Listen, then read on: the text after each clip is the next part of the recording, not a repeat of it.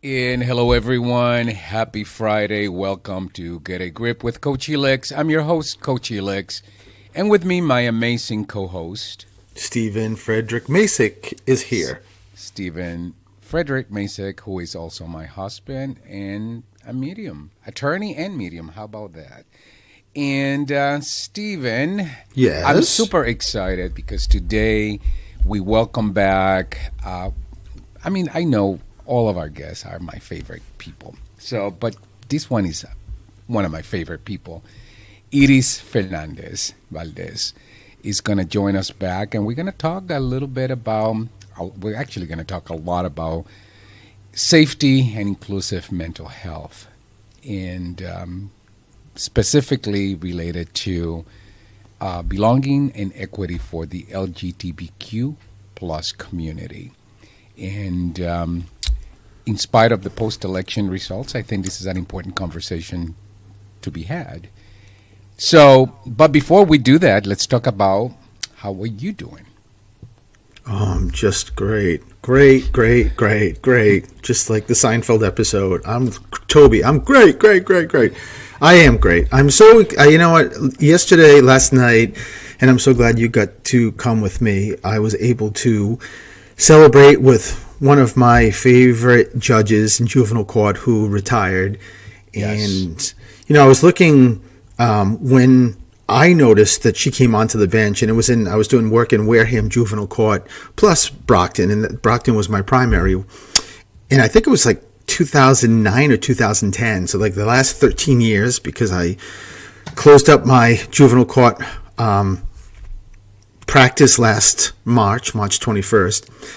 So I had been in front of Judge White for 13 years, and there's always two judges in juvenile court, but it just so happens the majority of my times in the cases that I did were always in front of Judge White. So I was always in front of her and with her for the last 13 years, and I retired from juvenile, obviously to do the mediumship thing last year, and she just retired more recently. So to go there, to get to see her, to get to talk to her, to have her meet you, because you've heard so much about her over many, many years, because she was tough. Yes. She was very tough, So but I heard. in a very fair way. And there's a lot of people. There was just so many people that in a year I haven't seen in juvenile court. So there were a lot of hugs and talking, and I loved it. It was such a great. It was a great experience. And when I was talking to Judge White, she said to me how disappointed she was when she heard I would be leaving juvenile court, because it was very clear my connection with the kids I represented and the parents. It was just a good night. And she is right, because that's one of the things very proud of you.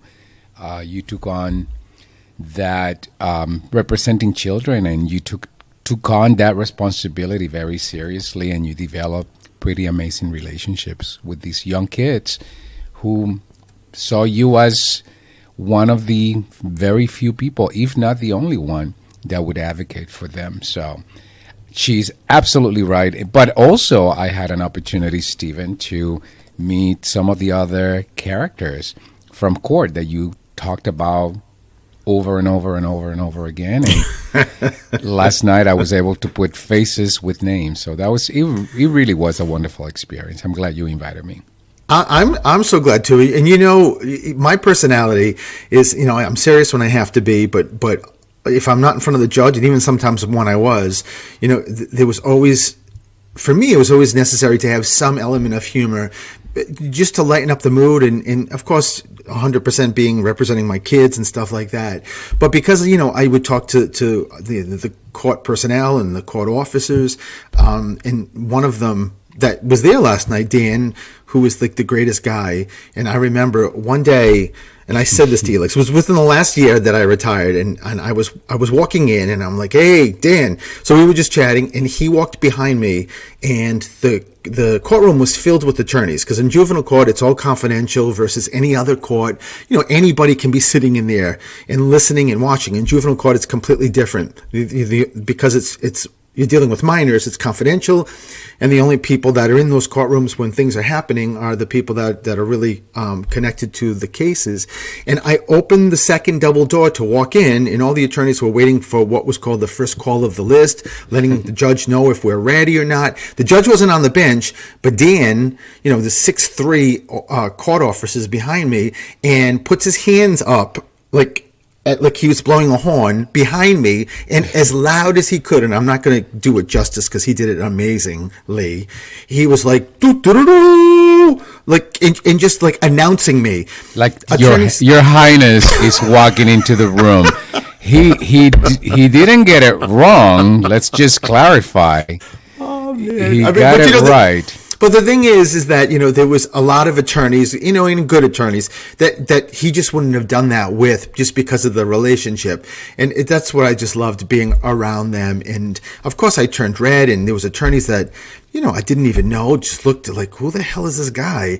And no one looked at Dan. They were all looking at me. It was priceless. And when I came home, I got to tell Elix that story because I loved it. And then a couple of weeks ago when I did my book signing in Barnes & Noble, Dan showed up, and Elix, I was signing things, and Elix, when he found out it was Dan, he was like, oh my God, you're the doo-doo-doo-doo. And Dan loved it. I knew right away. So, but how appropriate. I think that he did the most appropriate thing, I think so. As you walk into the room, announce you. I'm surprised he didn't say, "Please rise. Your Highness is in the room." So yeah, but I'm not sure Judge White would have appreciated that. But she wasn't in the room, so no, she wasn't. she wasn't there. But it was, kudos to this place. It was a private room in this restaurant, and it was, they had hors d'oeuvres, and the food was pretty good, actually. Yeah, it was a really good time, and I'm glad that I joined. But talking about, perhaps not such a good time, is how are you coping with the fact that I'm leaving Monday and I won't be back until Friday afternoon? Well, I mean, just like a black bear, I'm eating everything in sight so that, I have a week of, clearly I'm not going to eat. So I need to start, fattening up my padding, and just because I want to lose weight that week. Because he will be doing probably a live sometime Sunday, requesting that people help him during the week. Helping prep meals for him during the week. That's exactly drop what. Him off. Yeah, of course. I know you well, and I know something like that is coming, because there's no other than that. You'll be eating cereal, peanut butter and jelly, and probably Oreos and milk every day. That's pretty. Just this past week, you had, because you were so packed with your schedule, you had to eat dinner much earlier than I was going to, and that was a lot. You said you were going to separate the pasta. You didn't. That was a lot. It was a lot. Everything was ready. People, listen. Everything was ready. It was in a container, ready to be put in it was in the microwave, actually. All he had to do is just mark, 1.30 for a minute and a half, and that appeared to be really complicated for Stephen, right? Well, it wasn't in the microwave. It was in the microwave. I had to move it from a container into a plate, and I wasn't sure. Please. Do I take all of it? Do I take some of it? Imagine, I was there, so I just cannot imagine what the week is going to be like without me. So, but I'm not here, so you got to figure that out. But Stephen, what else is going on? Any upcoming shows that people should be aware of for you? Yes, sir. So December 8th, I have an incredible show in Braintree, and it is a fundraiser for a school. And it's three sisters that run the school, and their mom has passed away, and she had previously ran it. These three sisters are amazing, and the money that's raised is going to Braintree High School for, I think it's the cheerleading team, and I think it's one particular grade that they're doing this 4. I was just saying this last night to somebody that I can't believe how expensive when girls or guys are in this sport, and the costumes or the get-ups with their traveling, it's really expensive. So, but that's going to be really great. Last year I did it for the first time, and it's right at the school and downstairs in the basement. I think Elix, it was like 100 people, right? I think so. Oh, at least they did a wonderful job.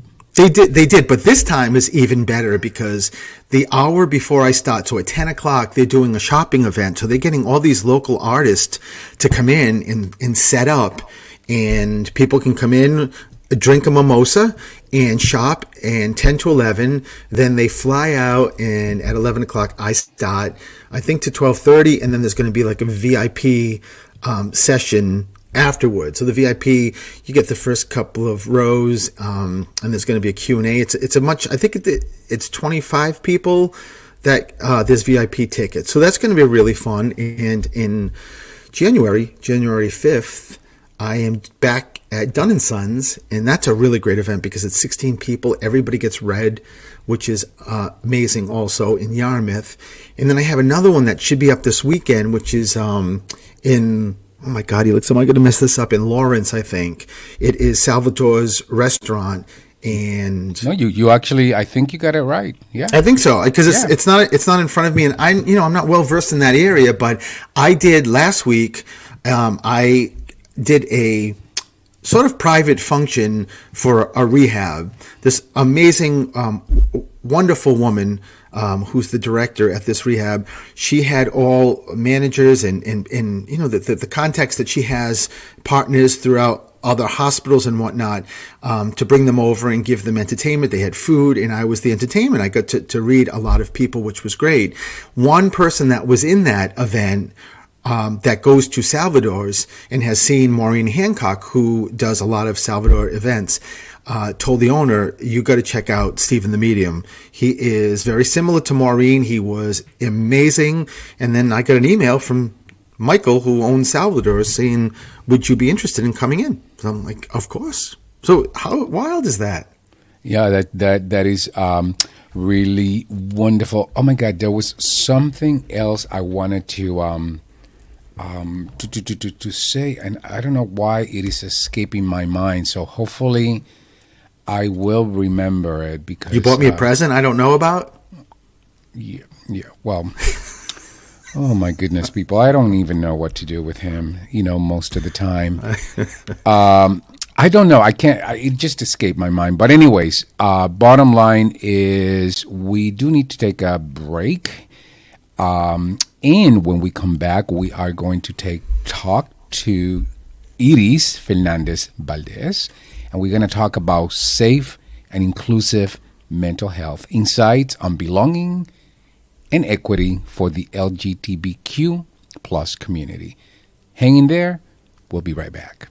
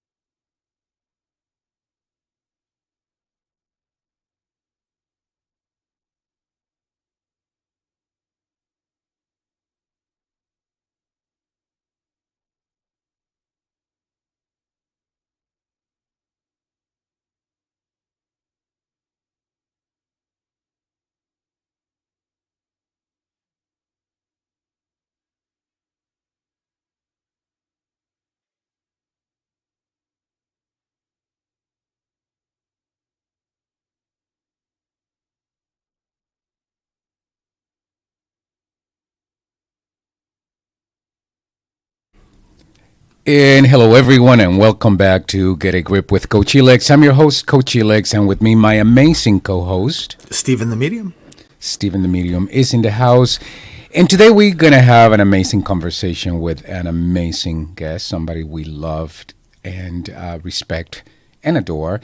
In light of the recent election results, many members of the LGBTQ plus community are really grappling with deep fear and uncertainty about what this new administration could mean for our rights. In particular, our transgender siblings are feeling the weight of this moment, and it is critical that we all come together as a community with our allies, of course, to support and uplift one another. And to have a conversation. So if you're somebody, you could be somebody that is part of the community, or you could be an ally, and you could still be experiencing post-election stress, fear, anxiety. This is a conversation that can be uplifting for you. It's designed to be uplifting for you. And for that, I couldn't imagine having a better person than Iris Fernandez Valdez, who is a proud trans from Puerto Rico, who didn't have an easy journey of transition and has had many challenges who have impacted her health, yet she is doing everything that she can to be somebody that supports the community and anyone who is experiencing similar transition issues like her. Welcome back, Iris. Thank you so much for having me again, Elex. Hi, Elex. Hi, Stephen. Hi, Iris. Iris, we wouldn't think of anyone better than you to have you here. So let's start with the obvious question. How are you doing, and how are you coping with these post-election results, and what do you think that means for our community? I have a lot of different emotions, from anger and disappointment and grief to gratitude for what is going well and for what I do have. I don't have a lot of hope, but I do have a lot of motivation and a lot of energy. And so there's a bit of fierce excitement about what's to come from me and from my community next. Yes. So there's a lot that I'm feeling, Felix. I hear you, and I think Stephen and I can totally relate to that. You know, it is one of the things that I heard you say that I can totally connect with is you talked about gratitude. And I've learned the value of gratitude, in particular when we experience difficult times. So why do you think gratitude it's a really important something important to hold on to during this time? Well, I think gratitude is so grounding, Elex. Gratitude is a practice of looking at what is, and so it's necessarily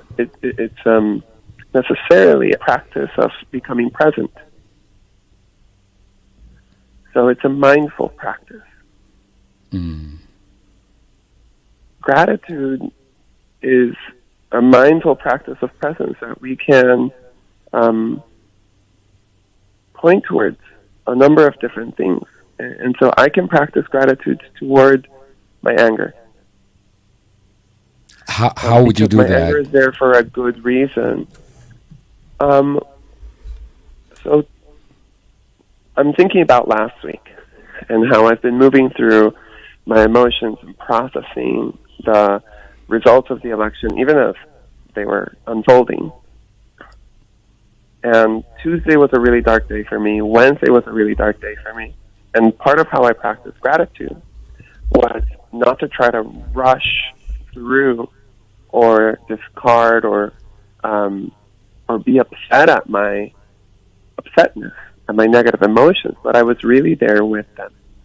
And that's a practice of grief as well. So I allowed myself to really feel my anger, to notice where it was in my body, to listen to what it was trying to tell me, to capture it through journaling, to try to name the different emotions, like the difference between anger and disappointment and hopelessness. And so the loving and caring attention toward these negative and upsetting and chaotic emotions is an act of gratitude in and of itself. And it helps us move through the emotions as opposed to ignore them or to let them fester and amplify them. And it can be a scary process to practice gratitude towards the negative emotions because, they get larger in the moment.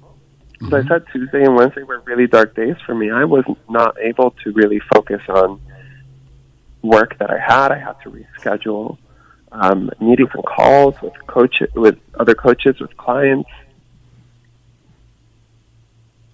What I did do also was to not be mad at myself for having to do that is really important.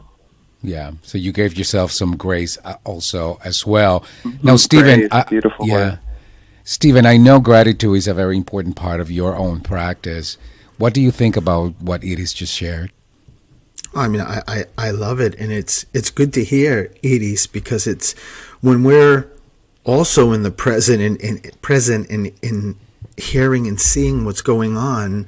I know one of the things that I have a very, very big issue with is that I'm torn because I hope I am well versed in what's going on politically in politics. So I listen to a lot of things, but because of this past week, in the morning when I wake up and at 7:00, I watch like the main news just to see what the highlights are.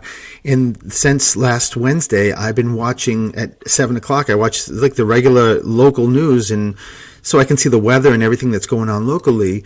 But at 7:00, I'm changing it too, and I've been watching Sewing with Nancy.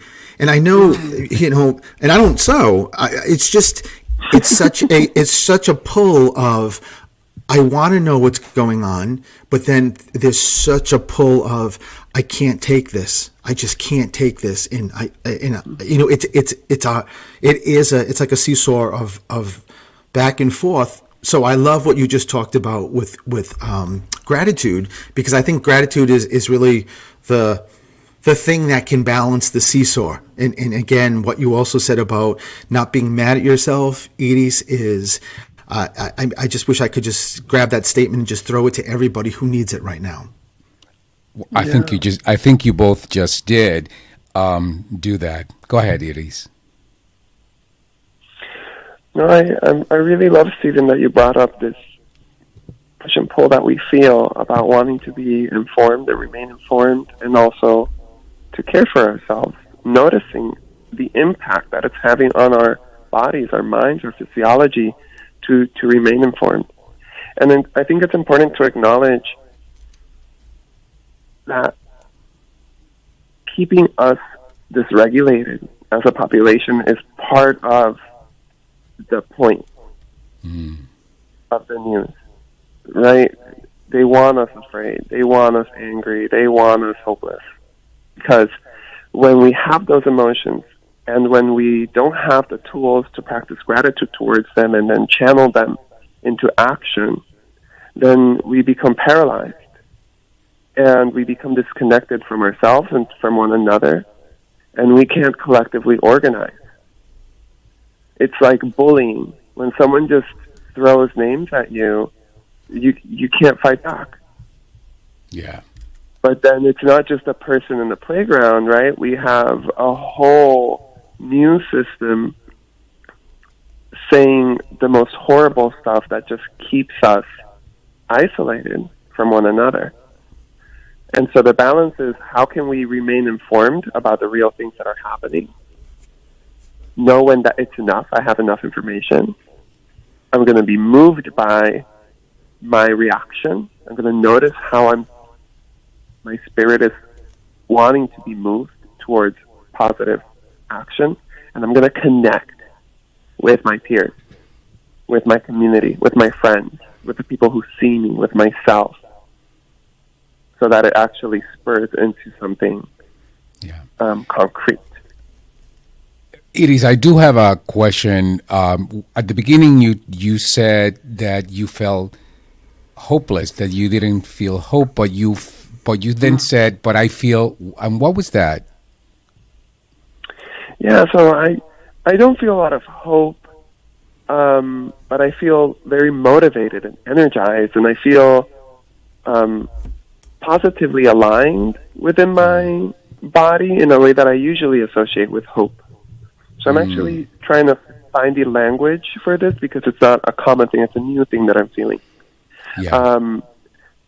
The reason I say I don't feel hope is because I don't have hope in my politicians. I don't have hope in the system.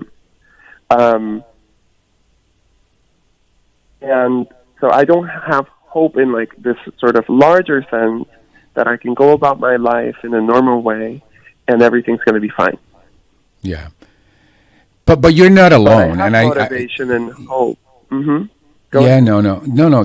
I was just saying, Iris, that you're not alone. I think this is something that we, as a community, us and our allies are feeling. That sense of hopelessness. It's something that it's felt across the board.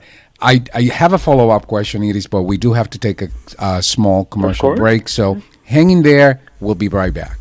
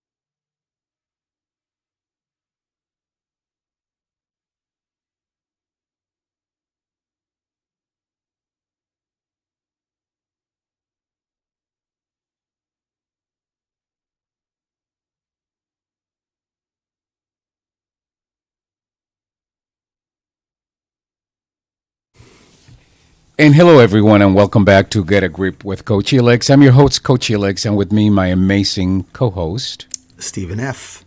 Stephen F. Masek, also my amazing husband and medium and attorney. And we have an amazing guest, somebody that I love and admire, Iris Fernandez Valdez. And we're talking about experiencing post-election stress, especially for members of the LGBTQ plus community. And it is before the break, you talked about feeling hopeless, but also feeling renewed motivation. Mm-hmm. And I think you're speaking, really on behalf of just about all of us who feel the same way. How can you help anyone who is feeling hopeless, but is saying, but I'm not feeling that motivation? How can we help them transform or bridge the gap between that hopelessness and that renewed motivation? What can they do? Well, first of all, just tuning in right now, because the first step is to talk about the hopelessness. It's important that we have people with whom we can speak about how bad we feel. So if that's with different friends, is that with your therapist? Is that with your coach? It's important to really give room to feeling the hopelessness and feeling the powerlessness, if that's the feeling. Because in the connection that we form by feeling listened to and heard, and then listening to other people who are hopeless, and listening to other people who are powerless, and really caring for them in that conversation, we create a small spark of hope and a small spark of power between each other. I love that, Stephen. And it's from that the motivation grows. Stephen, anything you want to add to that?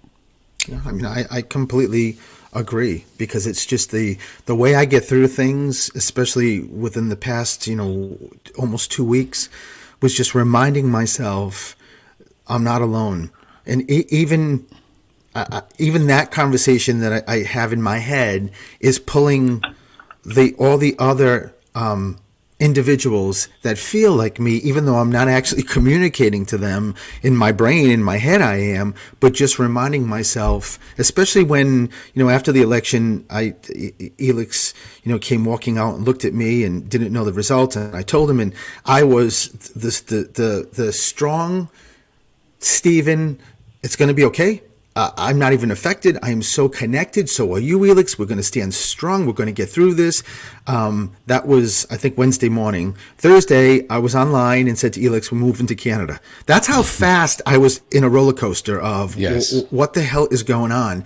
And every time I fell into that place, like what you said, Edis, I did an element of, I have to remember, it's not me and Elix here. There's so many people that are feeling the same exact way. Of course, different levels of this, but it really is so helpful. So, Edis, what you said is wonderful. And the more we have these conversations, the stronger that network of support we're building. I think something important, though, is not just to offload how we feel, but to really hold other people as well. And so to know that we're all worthy of being heard and of sharing our hopelessness and our powerlessness. And it's also our responsibility as a community to hold that space for other people. So we take turns holding each other. An image that I really, really like, and this is something that I've started to practice in part thanks to like the couples therapy that I've been working with my spouse, is how powerful it is to say, okay, in this moment, it's not for me to share. It's for me to listen. That's my role right now. I'm going to carry my spouse. I'm going to carry my friend. I'm going to hold space so that they can fully melt in their sadness, in their grief, in their anger. And of course they feel that way, and I'm going to be here for them, and I'm going to try to understand. And then it's our turn. Be that with the same person, where then they take the time to carry us and hold us, or maybe it's with someone else, because that person doesn't have the capacity. we always want to make sure that we are being carried and held by others as well. And we do that for each other.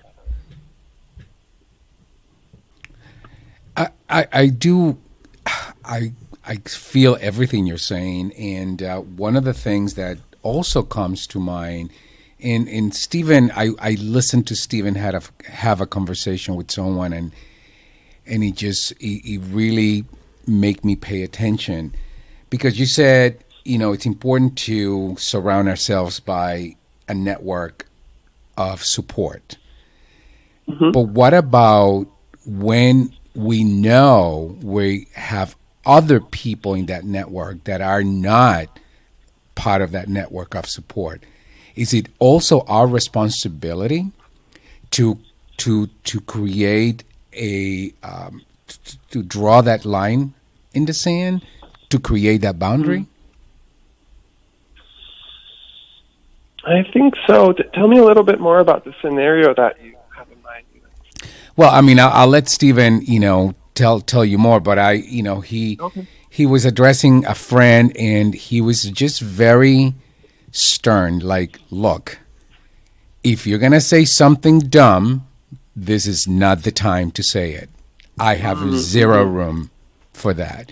And I listened to that, and I thought, oh my God, I need to learn how to do that.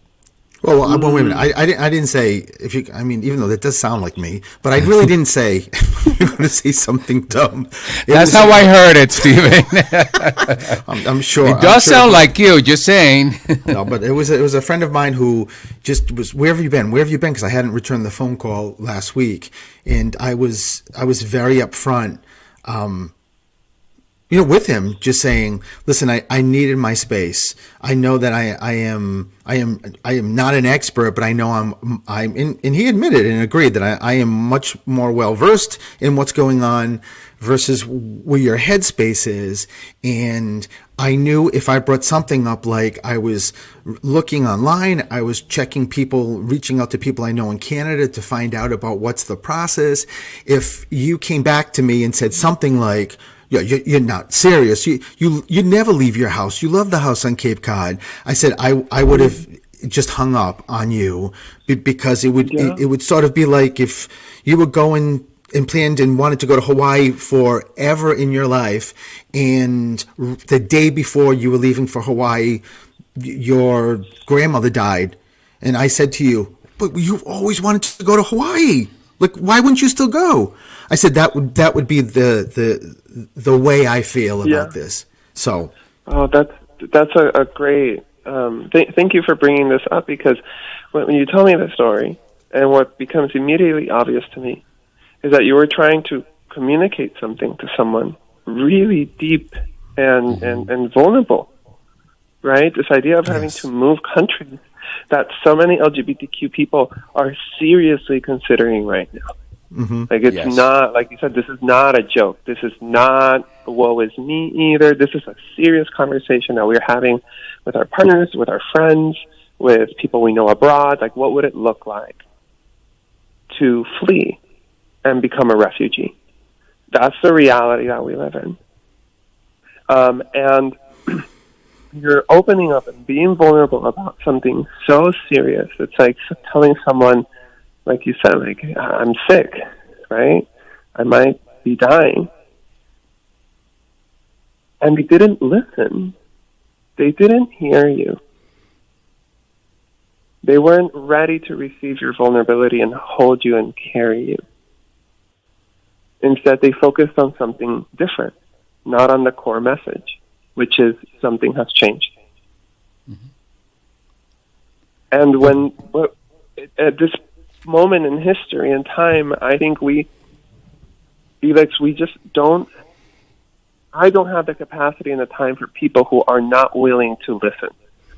Very good. That's what I wanted to ask you. I've done the work to learn how to better communicate people, because I'm compassionate and I have empathy towards, the fact that it takes two people to communicate. I have to do my part to do a better job to make it easier for people to hear me and listen. But someone else has to do their part to listen and hear. And we intuitively know when someone is not trying to meet us. And that's the time to put a boundary. And to be honest with you, I think we live in a world right now where that is going to be more common than the alternative. I think we live in a world where people are very dismissive. Oh, you're making too big of a deal. Oh, it's not going to happen that way. Oh, that's not the way it's, he or she, they're not like that. They're just putting up a show. And what you just said is exactly my experience. And maybe when I said, saying something dumb, that maybe that's what I was thinking, because there are people who do say some dumb things. And I think we have the responsibility to say, not today. Not today. Yeah, not today. Not today. It's not my job to convince you anymore. That boat sailed. Right? And so I think in terms of what can we do to increase our mental health, honestly, for every person that I don't give the time to bend over backwards so that they understand me because they're not doing their part, that means I get to connect people who really do want to listen, who really do want to collaborate, who really do want to be in a creative and innovative headspace with me, so that we can strategize, so that we can build a new world for ourselves and for each other. So there's no time to involve people who don't want to be involved right now, specifically right now. I'm with you. Iris, we do have to take a small break. Hang in there. We have more to talk about. We'll be right back.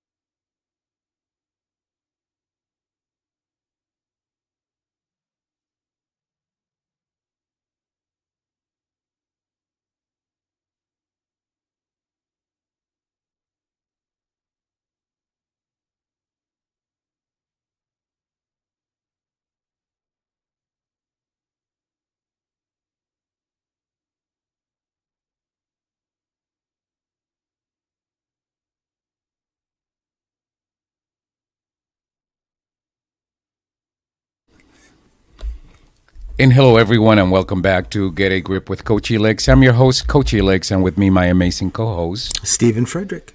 And we have an equally amazing guest, Iris Fernandez Valdez, who is a Puerto Rican activist in trans, and she's helping us, she's guiding us through this conversation about dealing with the post-election fear, uncertainty, stress, in particular for members of the LGBTQ community. And Iris, welcome back. And I'm going to start with Stephen because he does have a question for you, Iris. Iris, I do have a question, and I'm hoping you can give me some feedback with this. And I'm sure I'm asking for myself, but I am sure there's many people like me that feel this way. So after Tuesday, there's definitely a lot of anger I have, like most of us, or I shouldn't say most of us, but a lot of people do. One of the things that I have a very difficult time sort of envisioning as we keep moving forward with this whole 4-year term, or hopefully 2 years, it changes for the better, is sitting with, maybe going to dinner with people that you're friends with that you know are on the opposite side politically, and you know they have voted for, I can't even say his name, the one that's coming in to be president.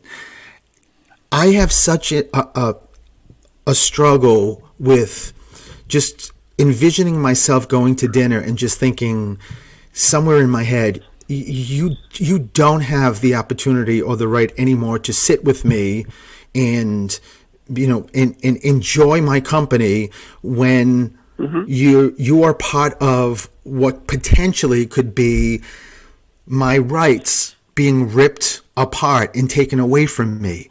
Iris, how do we deal with that?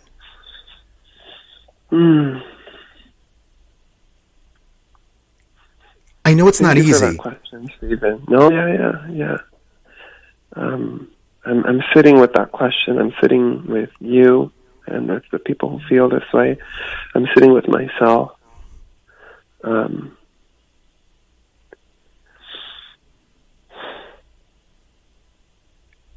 You know what they say, that only boundaries are for us. Only we can break our own boundaries. We communicate our boundaries to other people so that the moment where we hold ourselves accountable to our own boundaries,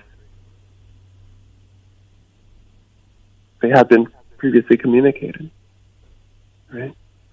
So then we share with someone, hey, this is the moment that I'm going to stay accountable to myself, like I mentioned before. It's not about you, right? I have a rule, and that boundary might be that I don't engage in shallow dialogue with people who support politicians who are stripping away my rights.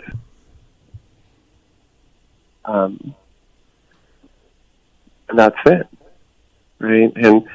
And it's up to us to stop having those interactions, I think, if we don't want them. Now, like you said, it's easier said than done. There is really important work for us to do around why are we in these relationships. There's probably a really good reason. We have good reasons to do what we do and to be connected with the people we're connected. And so to really ask ourselves, what does this person mean to me, genuinely? Why are they a part of my life? Why is it hard for me to, to bring not bring in conflict, but why is it hard? Why do I avoid conflict with this person? Why do I keep finding myself in this situation with these people? And have a genuine conversation around how that is adding value to your life, because it must be. And then ask, how can we bring in that value in other ways with other people? And then this is hard because we don't have control over the outcomes. But to kind of take that, how do I say this? That energy that Elix was describing about saying not here, not now, that confidence and being able to speak to all of this. And it's like, I'm happy to talk to you about it if you want to. If you don't want to, then that's it, because you don't want to talk about it, right? But then we have to talk about it. Otherwise, that's like being in a relationship with someone who won't talk about how they insulted you, or living with someone at home and not talking about that thing that's bothering you about the kitchen or the bedroom week after week after week, month after month after month, year over year over year. We have to talk about things. And if we can't talk about things with people, then the relationship isn't serving us as much as it could be. So there's only two alternatives. We either talk about it or we move on. Well, I would also say it is that we've been conditioned, all of us in the LGBTQ community, that you don't talk about it. That's why, people stay in the closet a lifetime, because it's easier not to talk about it. We've been told not to talk about it. We've been told, keep it at home. It's none of my business. Well, it actually is. Yeah, other people's comfort is more important than our well-being. That's what we've learned our whole lives. And we grow, many of us, either into people pleasers or the very opposite, because it's so hard to navigate the trauma of our joy being uncomfortable for other people. Our well-being and our health to be uncomfortable for other people. And so we prioritize other people's very shallow sense of comfort. It's not even like a real comfort, right? It's like a really shallow kind of don't poke the bear over our genuine, authentic shining and brightness. Yeah. No, we are almost at the top of the hour, and I do want to ask you, we have a lot of listeners who are not members of the LGBTQ plus community, but they're allies, and they want to help, and many of them don't know how to. What can they do to help somebody that they may or may not know is experiencing that anxiety, that fear, that we just talked about? I would say do the work. If your life is okay and fine, there's more that can be done. Go to therapy. Go to coaching. Learn to be a good listener. Learn to hold space for other people. Learn not to be the most important voice in a conversation, which is what we all have to do as LGBTQ youth. We were never the most important voice in a conversation. And so allies, do the work to be in that role of a listener and to put forward voices that are not yours. And I don't mean this in a very vague sense, but for the people in your life who are queer, who are gay, who are LGBT, reach out and ask them, one, how are you? I really want to truly understand and listen. 2, what do you need? How can I help you with what you need? 3, what do you love? Tell me about what you love, about what's important to you in your life, about the people you love. And how can I help you get closer to what you love? And if everyone did that for each other, the world would be a better place. I love that, Edith. Steven, anything else? Any No, I think parting that's words for Edith? it's the best way to end the show. It's the best advice, and I'm sure a lot of people listening are going to follow that advice. Yeah.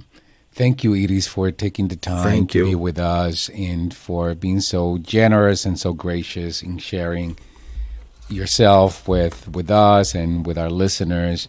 How can people get a hold of you, Edith? Yes, thank you. So my email is iris@abetter.coach. IRIS at ABETTER.coach. And I work with allies. I work with LGBTQIA individuals in their healing journeys. And I also work with all creatives. If you're an artist,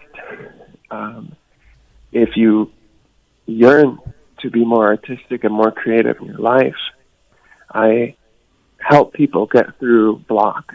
I help people connect with their vision and with their practice and rituals, and with creating a new world.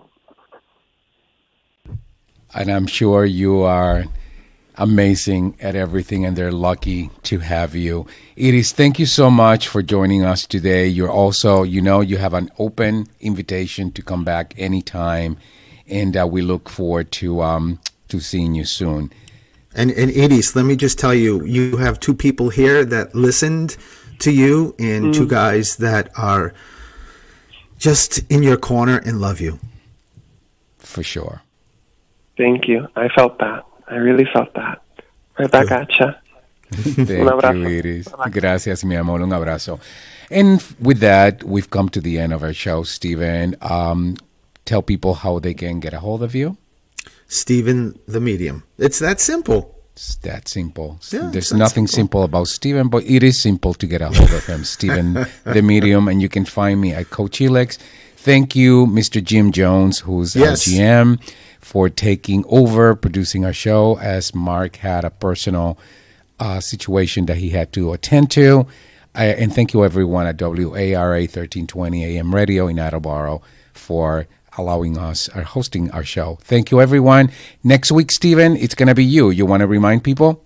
I am going to remind people that next week I am usually taking over the last Friday of the month, but I am blessed to be able to do Through the Static next Friday. So get ready to call and let's have a spirit party.